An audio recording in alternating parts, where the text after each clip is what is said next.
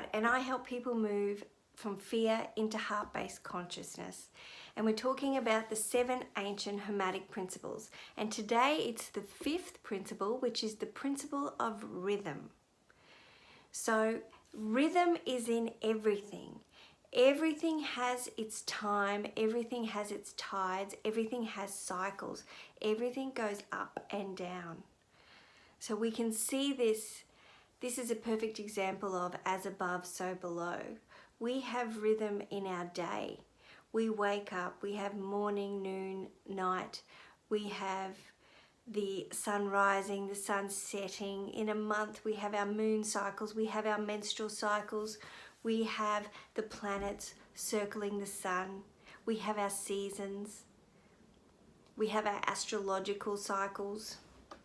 So this is that everything, we have our financial cycles, everything has a flow. And I like how in the Kybalion it talks about the representation of the pendulum. So the pendulum swings the same distance left as it swings the same distance right. Rhythm is compensating. We live in a self-correcting universe. So this is where we understand that whatever comes down, whatever is low, will come back up. And whatever is up will reach a peak and it will start to go down again.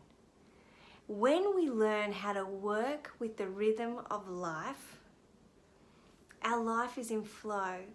We start to create. Our life feels effortless. We still have our problems, but we know that there is going to be peaks and troughs, and we plan for them. Whether we plan for it financially, physically, mentally, emotionally, all of the above. Because as I've said before, we are mind, body, spirit complexes. We are all 3. So when we move in rhythm, we've got to be in rhythm in all aspects of life. So when we relate this to right now in the coronavirus COVID-19 world that we live in, we would perceive this as a dark time. This is a chaotic time in history. So what we can take from this is that this is not how it's going to be. There is light at the end of the tunnel. Where there is low, we will rise again. And some people look at this period as that we're coming out of a dark age. I don't know as much information about this, but you can do your own research, that we've been in a dark age for around 25,000 years. And now we're moving into another golden age. And that's exciting. So the age of Aquarius, we're moving in. So everything has its cycle. So this is on such a huge scale, but we can relate this to our life.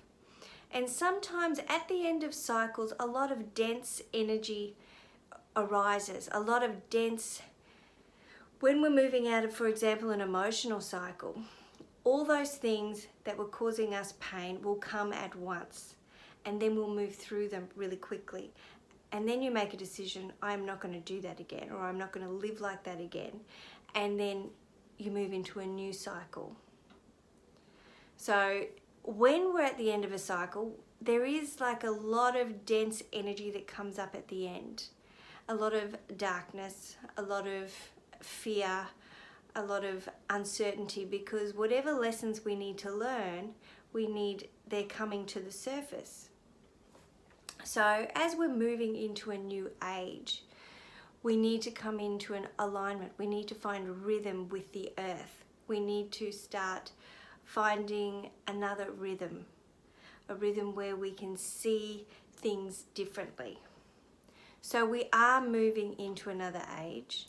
So this is a darker time, and as we are moving, have faith that there is light at the end of the tunnel. But the longer we stay in fear and anger and uncertainty, is that probably that cycle may stay longer in that period.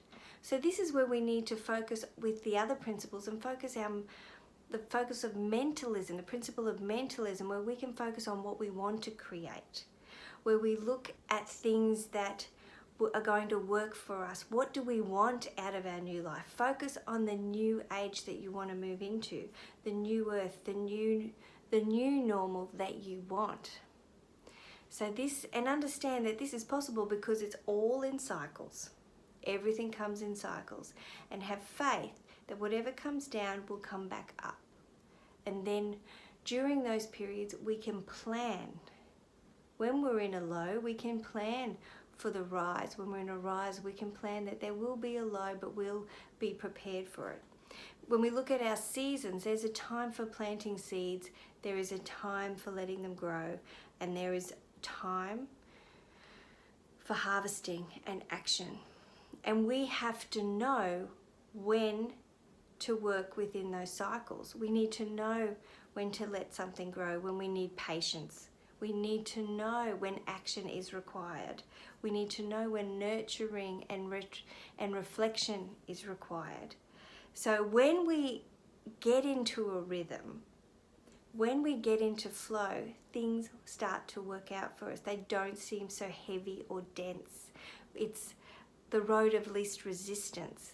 The path seems clearer with less obstacles. It's not saying it's a straight path, but we're prepared, and you have less obstacles when you're in rhythm because you know it's coming.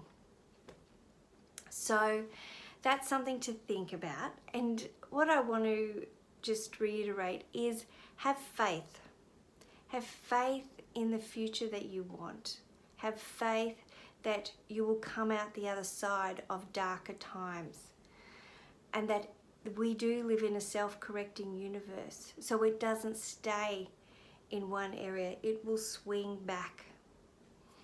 And to have faith that will happen will get you there that little bit sooner.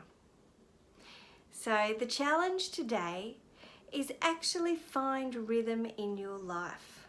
Find rhythm. Even think about past experiences where you've noticed cycles in your life, and work out where you're at now. Are you in a sowing the seed part of your journey? Are you in a reflection and rest part of your journey? Or is action required? When we know this, we can make empowered choices. So think about, where are you in your journey right now, and what is your next step that will be in flow? What is your road of least resistance? I hope you're enjoying this series. The next video will be on the principle of gender.